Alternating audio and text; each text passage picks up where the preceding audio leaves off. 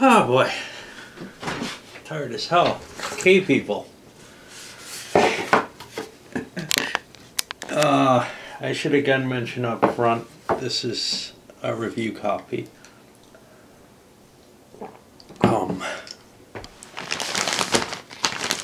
For whatever influence that may have. Alright. I don't know what to say. I do know what to say. I know lots of things. I don't know where to start exactly. I guess I'll start with, this is the best thing that I've seen in quite a while, in terms of exciting me and just really kind of capturing my interest. Not necessarily the best game. It's got some definite issues because it's this sprawling, chaotic mess in a lot of ways. The things that I was most worried about when I first sat down to look at it, when I played it opposed with my wife, things like, gosh, I don't think I'll be able to keep track of all the cards. Yes, they are a little bit of an issue. This is a more complex game than Magic the Gathering, as an example, in terms of figuring out what can beat what. Because the attacker not only has his special abilities and such not, but he also has 6 different sets of attributes he can attack you on, and they're going to come in sets of 3, and you've got all these modifiers and everything in play.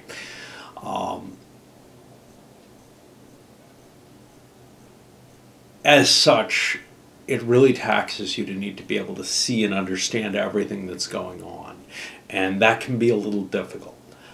But it's nowhere near as horrible as I was afraid it was going to be on that aspect.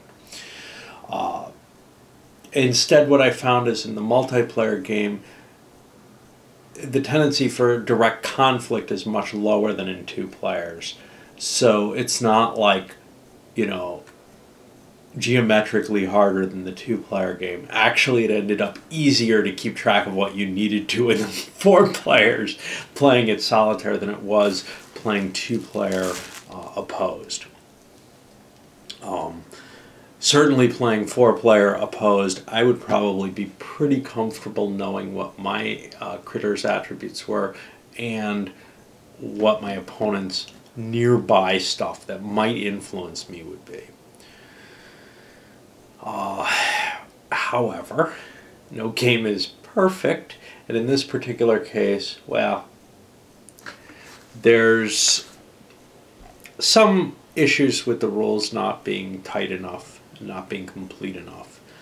There's much more issues surrounding the cards themselves, where it almost feels like you have to house rule or figure out what they're going to mean in the midst of a game in a way that reminds me of Talisman. Maybe not Talisman nowadays, but Talisman when it first came out, which is the version I have, and the first few expansions, man, you really had to kind of figure out what you needed to do and you know, how to deal with situations that the rules just almost contradicted each other or the cards just didn't tell you. I feel like there's a lot of that in this. Unlike Talisman, though, this is not some kind of... There's a lot of chaos, but this is not a game that goes to, hey, whoever happened to draw the luckiest. This is a game that goes to the person who can come up with the best strategy and the best use of his cards, the best both immediate use of his cards, but also longer-term strategies are definitely there. They're not glaringly there, like, do I go, you know, for an overall sheep production or something like that. No. They're in a more subtle sort of way, but they're still there. And I think, yeah, well, my wife and I played it several times. And that right there's a recommendation for you, right? I mean, first of all, we both had to like it enough to play it multiple times. Neither of us really tends to like to play games again and again. She has a handful that she wants to play regularly. For this, the thematic aspects. And I'm going to use the word thematic here because it so well fits when you look at these cards. And I know I said that in the intro. Usually, I want a game to be about a subject matter. This game's about the subject matter. It's fine on that. It also happens to be really, really thematic in terms of just drawing you into the flavor and the type of mood that it sets. In the same way that Vampire the Masquerade, the role-playing game, tries to do it with the images throughout the book, the artwork on all the cards. It's all very much of that. This, I don't know, sort of gothic punk,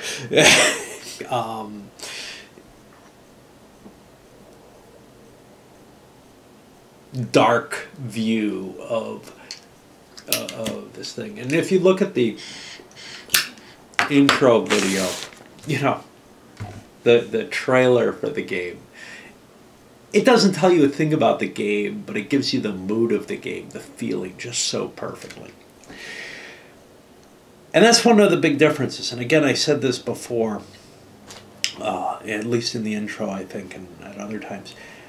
It's got the kind of strategic and tactical thinking, mainly tactical, that you have in a game like WizWar, where you're constantly trying to figure out what combination you can use with this random hand of cards as to what to do. But this is so much more sprawling as a game. And it's not silly. WizWar is almost like Munchkin in terms of the silliness to me. The looks on the drawings, the simple line sketches, but also, you know, a block squishing a creature or whatever. Very much like Pentacle in that nature. There's a game I gotta cover. I don't own WizWar. WizWar is a clever game, there's no question about it. But WizWar is much more limited. It's smaller deck. Now maybe it's got lots of expansions nowadays and it's grown, but it also feels contrived. This doesn't. This the chaos in this makes it not feel contrived. Building your own board, always a great thing, but here you have so much control over. I'm gonna have trouble getting it all back in. Over what you want to do. You know, you have, the player has a lot of input into it, but not absolute control, because when you try to put something somewhere, when you try to change the board, you're almost invariably going to get screwed because there's going to be a die roll involved or something like that. The only real way you can change the board in your favor, and even then it's not going to be guaranteed, tight fit, is by digging. And digging is expensive. It takes a long time to do. Not really expensive in terms of casting ability. There aren't a lot of digging creatures in the game. And there certainly aren't many that are very fast diggers, which may be why the flank digging rules come into play. And again, I'd like to play with some of the options to see, you know, the different directions there. But I'm very happy with the more restrictive nature of the basic rules. The game I played took a little longer than it should have because I screwed up the rules initially, spread it out a little too long in the early part of the game. My wife and I were playing it that way all along. We never got to the big baddies. But you need that timer, and you need it to move kind of fast or else the game would be completely boring. Like, moving at one space per action was really causing an issue. I was seeing that the game was going to take forever, and I didn't want to play that. It would also, it tapped out my deck. My whole deck got used up. A couple of the decks had to be reshuffled. Each game is going to be different. You have, especially in the two-player game where you don't get to see much of the deck. In the four-player game, the tendency to turtle means a lot of the deck's going to be gone through. But the critters you're going to get, the shapes you're going to create on the board, the strategy that forces you to aim in different directions. Hey, do I want to just dig for resources, or do I want to go for a quick kill? Do I want this? What do my cards tell me? All of this really works together so that there's a certain level of opportunism. If anything, maybe the game's a little bit too easy to turtle in the sense that, well, at least the way I built my tunnels. Now, apparently the designer says that's not quite what he meant with the tunnels, but the rules are a little ambiguous there. And, you know, I looked at the starting suggested tunnels and said, well, those don't make sense by the rules. So, what if I try this? And in my second game, I started building the tunnels connected with the starting player like that. And it's very powerful. It allows you to walk up and grab resources right away. It becomes a little more difficult and maybe leads to more conflict if you make sure that the throne room and the lair can't be sort of sharing a dual tunnel the way that I was doing it. Oh.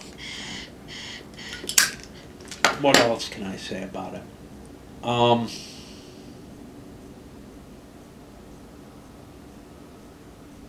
Having real trouble thinking here. But yeah, if I want to compare it to a game, the game that I most think of comparing it to is Magic the Gathering. That's the kind of, not the deck building side of it, but once you have kind of a complex deck and you're facing a complex deck, that's what this produces. Plus, you have terrain, you have a physical layout that you have to cope with. Now, one of my gripes with Magic the Gathering, and maybe this is why it reminds me so much of it, one of my initial, when I first started playing was, man, I want there to be a board. I want to be moving around on these lands, conquering territory and such. And I remember there was some sort of variant using the cards that set up this big hexagonal island, and where you actually had to control the lands in order to use the mana form and such on it. And that kind of reminds me of this, but that just didn't work well. This works really, really well in the sense of that. But again, it's not something everybody's going to like. First of all, it's almost like this was taking the sort of Ameritrash of, which wasn't called it then, it was just called games, as opposed to war games, of the 1980s, and saying, how far can we push this? It's almost the kind of audacious design that, you know, Europa Universalis is, but on this kind of really tactical level of fantasy world type stuff. Horror really capturing that flavor so well. And in that sense, I really doubt that there's anything like it. You know, the Ameritrash these days is moving toward. It's shocking to me that this came out in today's world, because so much of it. Maybe this is just Fantasy Flight I'm thinking of, but it feels like it's let's take those big, you know, designs that we had before, and instead of making them bigger like this does, they say, well, let's trim them up, tighten them, make them more like Euros. Give players these really kind of confined choices. And, well, I think you know where my tastes lie. I really end up disliking most of those hybrids. I enjoyed War of the Ring. I think that works pretty well. But, you know, Twilight Imperium just kind of made me want to play either a real 4X type game or Puerto Rico, but not the melding of the two. And this just, I don't know, this just does so much in terms of creating such chaos that you can't predict what's going to go on, but managing that chaos requires a level of thinking that goes beyond calculation. Now, the problem is that players are going to have to interpret the cards. And unlike Talisman, this is really a competitive game. I mean, some people play Talisman as though it's competitive, and they usually lose. Yeah. It's just almost pathetic. But Talisman is, let's roll some dice and move around and we'll see what happens. And it's not really that big a deal if somebody says, no, in this house we played this way. Or, no, that's how we roll that card. And you say, okay. And you might come up with, well, this is why you shouldn't do it that way.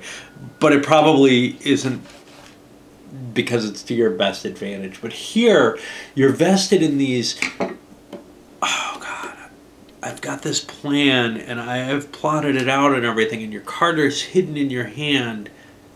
And then when you try to use it that way, you reveal it and you start to use it. If the house rule is that it doesn't work the way you thought it did, you got a real problem there. So I think this is a game that you want to grow together and come to an agreement on how to play it as a group. And it's going to be, I've mentioned this before, very, very hard to say, bring to a convention and sit down with 3 people you don't know and play it. There would have to be a humongous fact sheet covering so many weird situations. It's sort of like the old Cosmic Encounter had that kind of issue too. And that was a competitive game as well, where the interactions of some of the powers were really kind of problematic, and you would need to come to some sort of decision on them. There's always an answer, hey, people kind of lay out their cases. If they can't agree after they laid out their cases for what they're talking about, roll a die for solve the dispute that way. The problem is, okay, does that solve the dispute forever in that game? It certainly can't solve it forever among the group, because you have to come to a more reasonable form of consensus making. Anyway, though, this really impressed me more than anything I can remember playing in a long time in terms of new finds. I mean, certainly when I first started coming back to gaming and saw things like Brass and Imperial and even some of the CDGs, Here I Stand especially, and Twilight Struggle over time came kind of more and more to me. But nothing has struck me as this sort of, wow, this is just so out there and different. Maybe some of those early games really did. But then, as I've gotten more and more used to seeing things that are similar to the neat new stuff that I saw, and I start filling in the gap, say with the CDGs, and seeing how they got there.